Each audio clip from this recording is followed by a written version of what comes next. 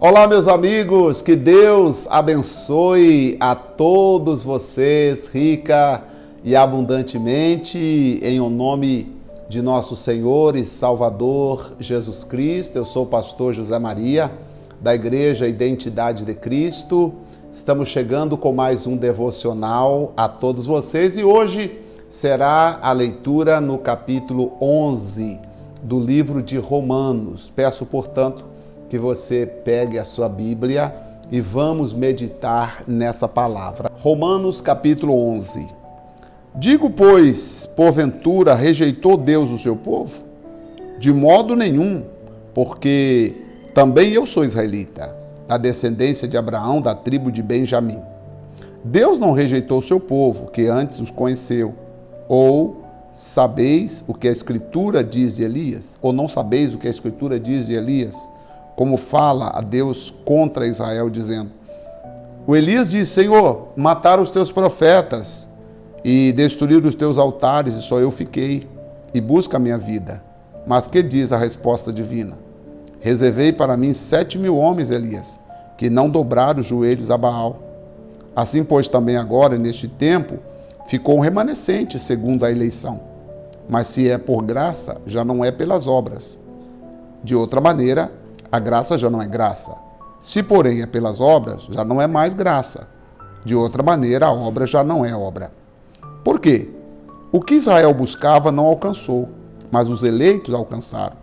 E os outros foram endurecidos. Como está escrito, Deus lhe deu espírito de profundo sono, olhos para não verem e ouvidos para não ouvirem, até o dia de hoje. E Davi disse: torna-se-lhes a sua mesa em laço, em armadilha e em tropeço por sua retribuição. Escureça-se-lhes os olhos para não verem e encurva-se-lhes continuamente as costas. Digo, pois, porventura tropeçaram para que caísse? De modo nenhum, mas pela sua queda veio a salvação aos gentios, para os incitar aos ciúmes. E se a sua queda é a riqueza do mundo e a sua diminuição a riqueza dos gentios, quanto mais a sua plenitude.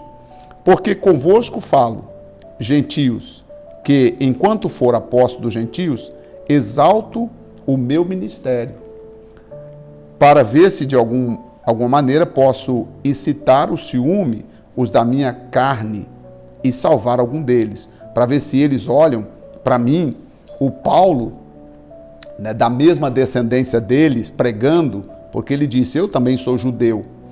O que Paulo desejava assim: eu quero que eles entendam o que eu estou fazendo e aceitam o que eu estou fazendo, a palavra que eu estou pregando, que eles também aceitam ou aceitem a palavra que eu estou pregando. Só que, na verdade, eles não aceitaram. Olha só o que está escrito.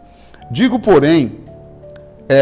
pois, porventura tropeçaram para que caísse? Já falamos, né? De modo algum, né? Eu sou apóstolo dos gentios, né? Eu quero ver se eu consigo salvar alguns deles, no versículo 14. Agora o 15. Porque se a sua rejeição é reconciliação do mundo, qual será a sua admissão, senão a vida dentre os mortos? E se as primícias são santas, também a mesa o é. E se a raiz é santa, também os ramos são. E se alguns dos ramos forem quebrados, e tu, sendo oliveira brava, foste enxertado em lugar deles, e feito participante da raiz e da seiva da oliveira. Não te glories contra os ramos, e se contra eles te gloriares, não és tu que sustenta a raiz, mas a raiz a ti.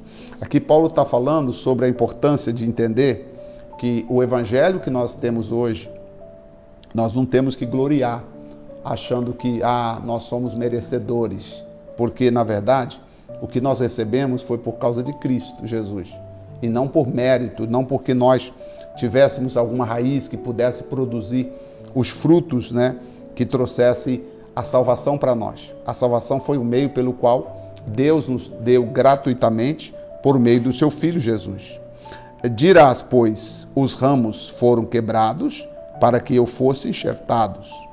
Está bem, pela sua incredulidade foram quebrados, e tu estás em pé pela fé. Então não te ensoberbeça, mas teme, respeita o que Deus fez.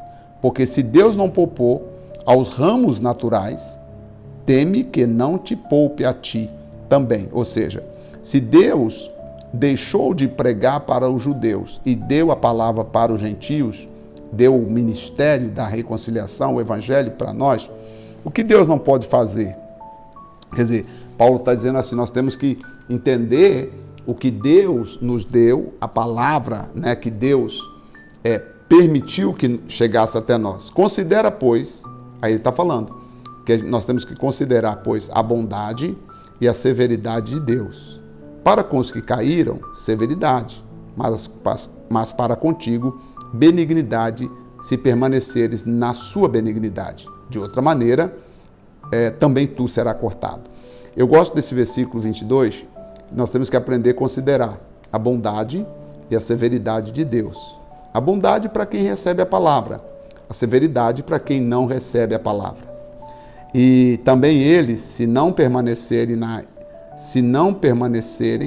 na incredulidade, serão enxertados, né, porque poderoso é Deus para os tornar enxertar. Falando dos judeus, Deus dizendo assim, olha, Deus é poderoso para trazer o judeu de volta, trazê-los, colocá-los dentro dessa palavra.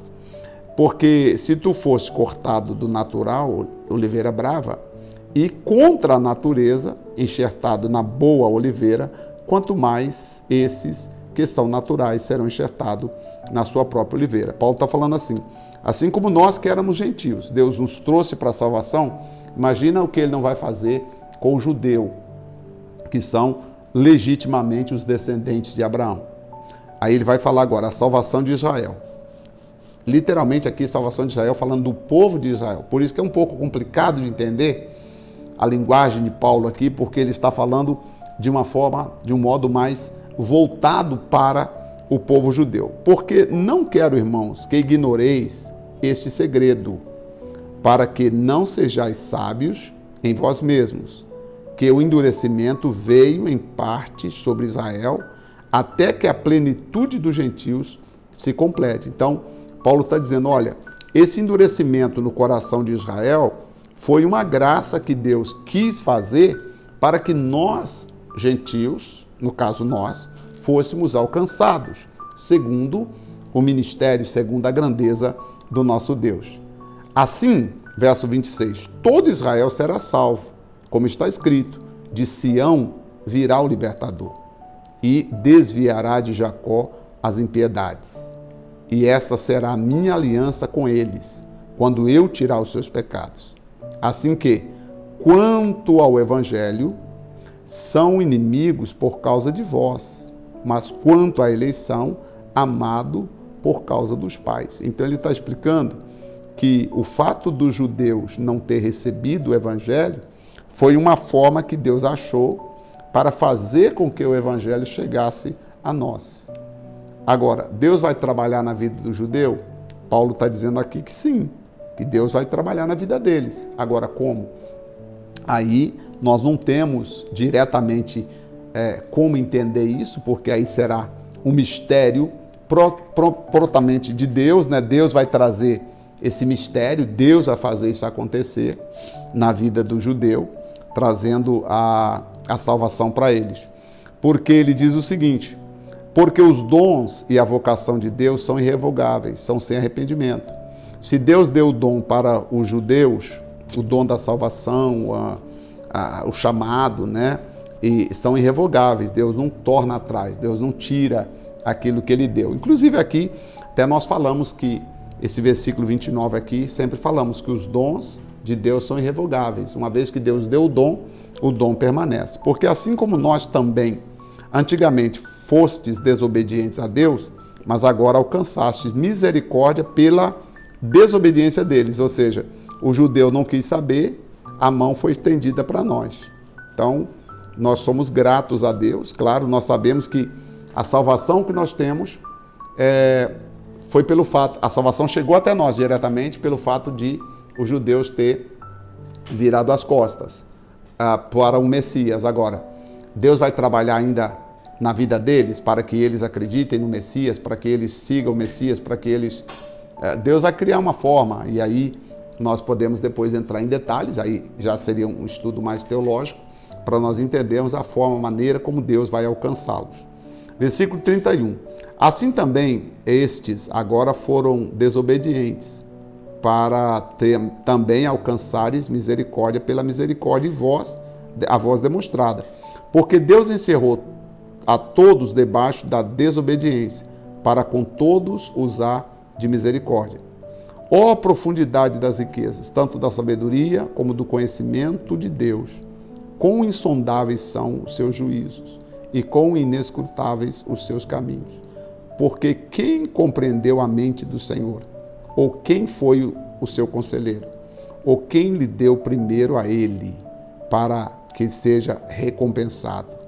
Porque dele e por ele e para ele são todas as coisas. Eu confesso que o capítulo 11 aqui de Romanos foi um dos mais difíceis de entender, porque Paulo está falando com o judeu, os judeus desobedeceram, nós recebemos a salvação, fomos alcançados na desobediência dele, nós fomos alcançados pela nossa obediência, e Deus, acredito, como Paulo falou aqui no capítulo 11, versículo 25 e diante, que Deus vai trabalhar na salvação deles, e eu acredito, porque eles são os originais, vamos assim dizer, a videira, né? Ou seja, eles são o verdadeiro. Agora, como Paulo termina aqui dizendo, profundidade das riquezas, tanto da sabedoria, do poder.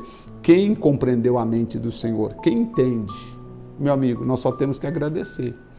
Agradecer pelo fato de hoje nós conhecermos a Deus, amar a Deus e servir a Deus com o coração perfeito, tá? Amanhã nós vamos falar do capítulo 12 e aí já é mais aberto, né? Já é falando mais sobre os dons de Deus, a consagração a Deus, né? A humildade, o exercício dos dons e das funções. Aí Paulo já vai abrindo um pouquinho mais, explicando para nós gentios um pouquinho mais sobre a salvação. Mas o que eu quero dizer hoje é o seguinte: o fato de você e eu pertencermos a Deus, estarmos na presença de Deus, foi por causa de uma abertura que o próprio Deus preparou para que nós estivéssemos aqui. E quanto ao povo dele, os hebreus, os judeus, né, o povo de Israel, nós acreditamos que Deus vai trabalhar com eles de uma forma especial. Amém? Vamos orar? Então, mais um capítulo concluído com sucesso. Senhor, nosso Deus, nosso Pai Celestial, muito obrigado por entender o que o Senhor está nos orientando. Muito obrigado.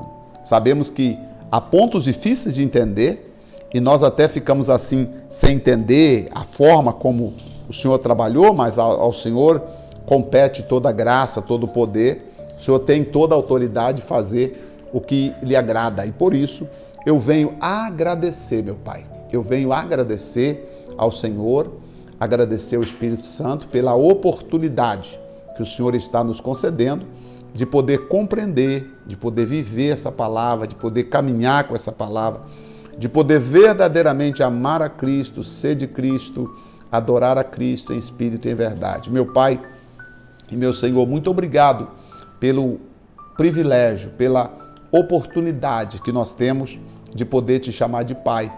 Até porque a salvação veio para nós, os gentios, por um ato de bondade que o Senhor teve para conosco. Até porque nós não merecemos absolutamente nada. Nós somos pecadores, falhos, mas o Senhor, segundo a riqueza da sua graça, o Senhor nos trouxe a salvação. E nós agradecemos pela oportunidade que o Senhor nos dá de ter a salvação. Pai, muito obrigado. Em nome do Senhor Jesus, mais um programa, mais um dia, mais um momento, nós louvamos e bendizemos o nome que é sobre todo nome. Muito obrigado, Senhor, em nome de Jesus. Amém? Graças a Deus. Que Deus abençoe a todos vocês. Amanhã será muito importante, o primeiro versículo do capítulo 12, Paulo fala que nós devemos não conformar com o mundo, mas ter nossa mente transformada pela renovação do Espírito Santo. E eu acredito que a partir daí, o apóstolo Paulo já começa a explicar um pouquinho mais sobre a nossa vida cristã, nosso dia a dia com Deus, e terminando Romanos, a partir daí, do capítulo 12, aí Paulo já começa a falar um pouquinho mais com a igreja de Roma, e eu acredito que nós vamos entender um pouco mais da linguagem de Paulo. Confesso que o capítulo 11 foi um dos capítulos assim mais focado, voltado para o judeu.